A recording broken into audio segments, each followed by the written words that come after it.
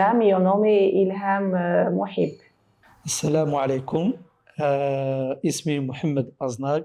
Les contraintes qu'on a vécues ici, c'est le problème de la langue pour nous et pour nos enfants aussi. Oui. Problème de location ici, d'habitation. Les prix sont très, très élevés. Et parmi les choses qui sont positives, c'est d'avoir la facilité de s'intégrer avec le peuple portugais. Et les personnes, ils sont accueillables, ils sont gentils. Vous trouvez toujours une personne qui va vous aider. Et ça, c'est une belle chose ici. Au niveau des études des enfants aussi, les études ici, ils sont bien.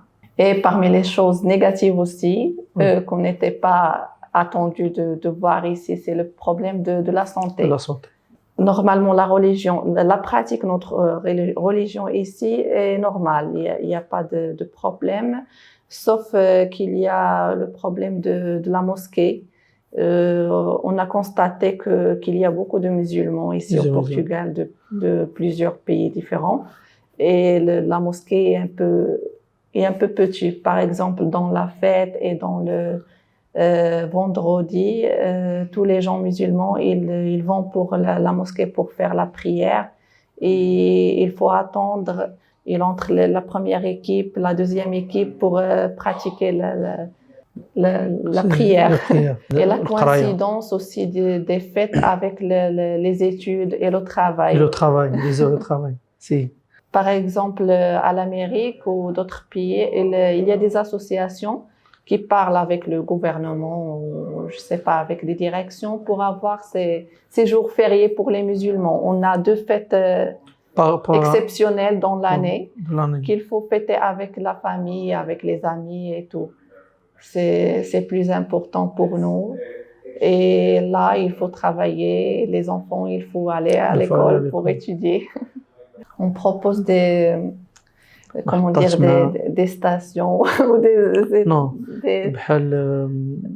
Des événements ou des opportunités pour expliquer plus notre religion, pour que c'est un peuple qui ne connaît pas beaucoup de choses sur notre religion.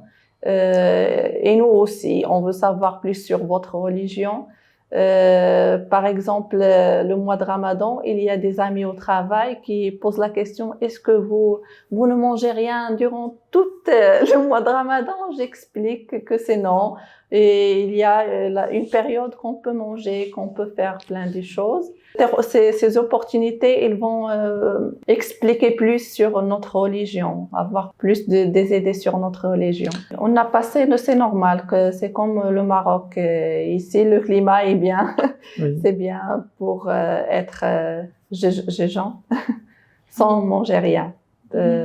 Durant la journée, le climat est un peu positif pour nous.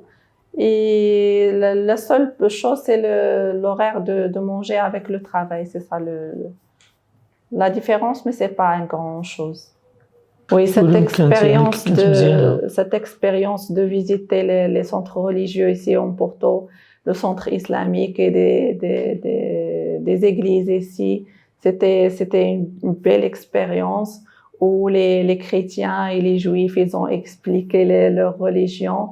Et nous aussi, le musulman qui a expliqué plein de choses sur l'islam et ce que signifie l'islam. C'était une bonne opportunité et une bonne chose. Une bonne chose. Oui, on aimerait de continuer comme ces choses-là. Le dialogue, c'est positif pour les prochaines générations, c'est ça. Il dit que le fait de parler et d'expliquer, il évite plusieurs contraintes entre les religions, clarifier les choses. Il y a des gens qui connaissent des choses mal sur l'islam et il y a des musulmans qui connaissent des choses mal sur les chrétiens, par exemple. Si on clarifie les choses, on va être sur le bon chemin. C'est ça. À tous. Oui, ça c'est vrai. Et il y a des gens qui disent que l'islam, c'est le terrorisme, c'est l'irhab. C'est la vérité. C'est la paix, c'est d'être bien avec les autres, vivre en paix avec les autres et tout.